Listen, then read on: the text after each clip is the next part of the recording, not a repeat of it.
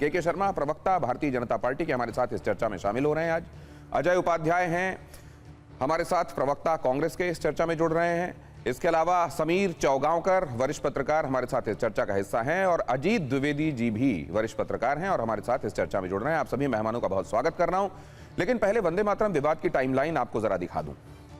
15 अगस्त को क्या हुआ था, असल में वहीं से ये आप कितने गंभीर हैं वंदे मातरम को लेकर या कितने अगंभीर हैं, क्या आप किसी तरह के कानून का उल्लंघन कर रहे हैं या नहीं कर रहे हैं, इस सब की जो बात शुरू हुई वो 15 अगस्त से ही शुरू हुई। 15 अगस्त स्वतंत्रता दिवस समारोह पर कांग्रेस मुख्यालय में वंदे मातरम का गायन हुआ। क्विकली दिखाइए ये टाइमलाइन। भारतीय जनता पार्टी का आरोप है राहुल सोनिया ने वंदे मातरम बीच में रुकवाने का इशारा किया। उसमें वीडियो भी दिखाया जा रहा है, उसका भी हवाला दिया जा रहा है। कांग्रेस ने आरोप खारिज करते हुए कहा कि पूरा गीत मर्यादा के साथ गाया गया था। 16 अगस्त को भारतीय जनता पार्टी ने देश के कई शहरों में राहुल सोनिया के खिलाफ पुलिस में शिकायतें दर्ज कराईं। गृह मंत्री अमित शाह ने देश का इसे अपमान बताते हुए कांग्रेस से माफी की मांग की। 18 अगस्त को गोवा में खरगे की मौजूदगी में एक कार्यक्रम में केवल शुरुआती 2 स्टैंजा ही गाए गए और भारतीय जनता पार्टी ने कांग्रेस पर नए कानून और प्रोटोकॉल के उल्लंघन का आरोप लगाया। ठाणे में एकनाथ शिंदे के कार्यक्रम में भी वंदे मातरम के प्रोटोकॉल में लापरवाही की बात सामने आ रही है। कहा यह जा रहा है आधिकारिक जो गीत है उसके बजाय लता मंगेशकर का गाया हुआ वंदे मातरम गाना बजा। कार्यक्रम समाप्त होने के बाद शिंदे ने मंच से इस बारे में नाराजगी जताई और माफी भी मांगी। तो संजय राउत ने क्या कहा?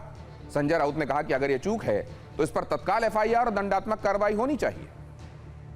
तो सवाल यह है कि अगर चूक इधर से हुई है तो फिर वो खेमा जो कह रहा है कि आप कानून मान क्यों नहीं रहे हैं, उस खेमे में से भी कोई क्यों जाने अनजाने इस तरह की स्थितियों में आया जहां वंदे मातरम के सम्मान का जो प्रोटोकॉल है उसको लेकर एक तरीके से सवाल उठाए जा रहे हैं। अब वंदे मातरम के इतिहास की तरफ भी आपको क्विकली ले जाऊंगा ताकि आप इसकी पृष्ठभूमि समझ पाएं कि किस तरह की मानसिकता से कौन कहां क्या बात कह रहा है। लेकिन उससे पहले जरा एक इनिशियल राउंड अपने मेहमानों के पास जाता हूं और समझता हूं कि किसका क्या नजरिया है। सबसे पहले तो उपाध्याय जी आपके पास आते हुए, जब कानून बन चुका है तो उसका तो पालन होना चाहिए।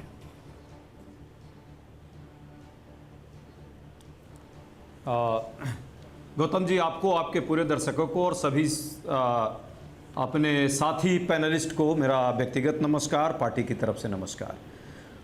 एकदम आपने ठीक कहा, कानून तो बने हुए हैं, कानून का पालन भी होना चाहिए और कानून का आधिकारिक तौर पे कोई कार्यक्रम है तो उसमें ज़रूर पालन होना चाहिए। जहाँ तक बात है वंदे मातरम को लेकर के विवाद पैदा करने का, तो ये विवाद की शुरुआत किसने और कब की? वो लोग किया, उन्होंने किया जिन लोगों ने कभी इस वंदे मातरम तो छोड़िए, राष्ट्रीय गान का, तिरंगे का सम्मान नहीं किया। वंदे मातरम लेकर के जब अंग्रेजों के विरुद्ध हमारी लड़ाई, हमारे सैनिक चल रहे थे, स्वतंत्रता के सैनिक, तो उस समय अंग्रेजों के साथ होकर के लाठी डंडों से के साथ होते थे, ये अंग्रेजों का सहयोग करते थे और वंदे मातरम के जो सिपाही हैं उन पे लाठी डंडी पड़ते थे।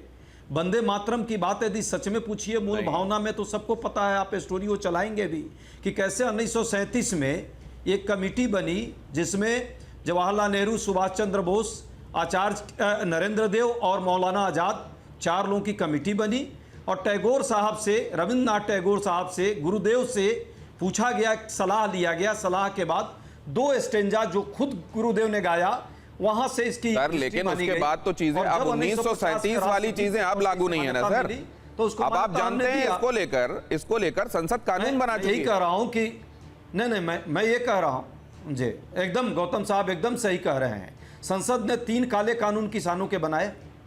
संसद ने बहुत सारे सैकड़ों कानून बिना पार्लियामेंट की सहमति से बनाए। क्या कल को कोई जनगण मन का राष्ट्रगान को ही चेंज करने का भाजपा कानून बना ले, हम उसको मान लेंगे?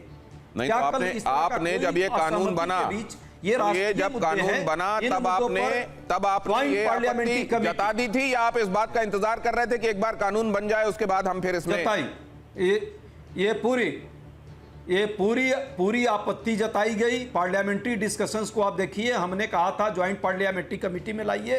गांधी, महात्मा गांधी से बड़ा इस देश में आज कोई नहीं है।